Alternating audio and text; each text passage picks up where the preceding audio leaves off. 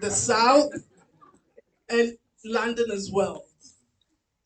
I'm so grateful.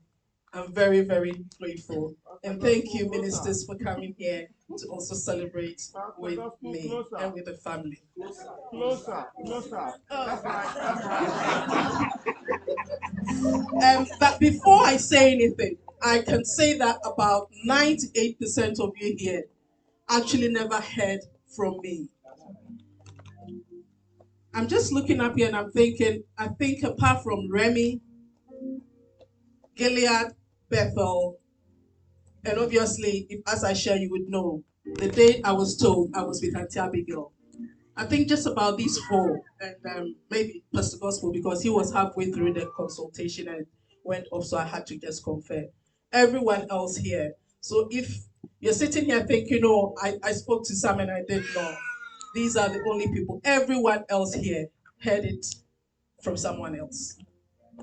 And this is how it all started. On the 18th of October, I went in for a colonoscopy because I had several blood tests and nothing was coming out. And actually, I wanted to get him off my back because I was having tummy aches and he was thinking it was ulcer. And I was saying it wasn't ulcer, but then it will go. So I started treating my own self, cutting out carbs, going gluten-free and all that. But it was still persistent. So I decided to just do the blood test, and the blood tests were all negative. Then my GP suggested to do a stool test, which I did.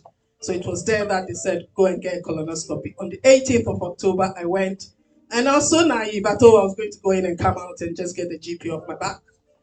Then the outcome was very different. Gilead was to pick me up that day. But then the nurses looked at him and thought, no, someone has to be in for me to be told that I've got cancer. But then what happened was they looked at Gilead and said, oh, this is a small boy. Sorry, Gilead, I know you're not. But then Auntie Abigail happened to be around, so they called her in and together they told us. And I think there and then I was like, okay, that's what you're saying, but I don't feel it. But then as I went through the whole process and all the different tests and everything, it was all confirming the same thing. So on the 4th of November, I ended up at Royal Free, and that was when the surgery was to take place.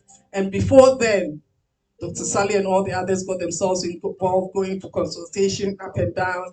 And I think even the day before, I said I wasn't going to do it because I'd been told that they were taking about almost this bit and a little bit more. So I think it's about 85% of my colon. So I thought, why do it? After all, when I finished, there was no guarantee that it was going to go.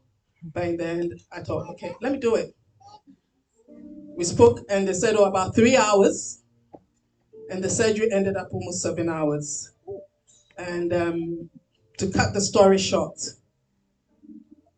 Hagar was timetabled to do some ridiculous hours at Royal Free. She wasn't happy, but I think it was God's doing.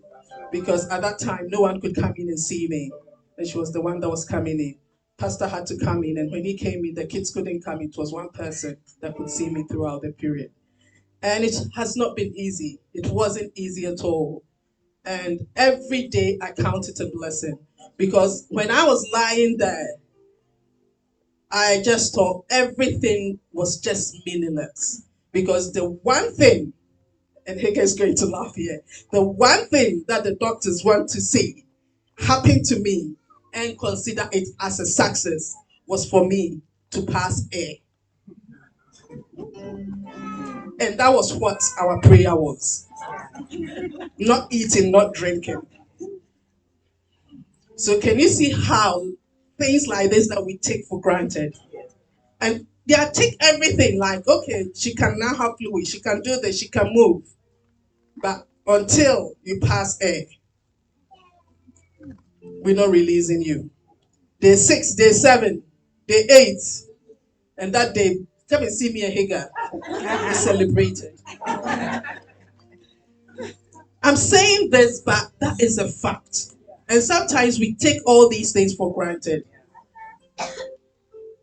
And I'm so grateful that I stand here because if I'm to go into the details, it's just so much. It's just so much. It's just so much. And I would say to God be the glory. But I know that so much prayer went on behind the scenes. I know people came together, people were fasting, people were praying, and a lot of people will send voice messages and just say, I don't want you to reply, but I'm just saying this to you, or a word of prayer. And that really, really kept me.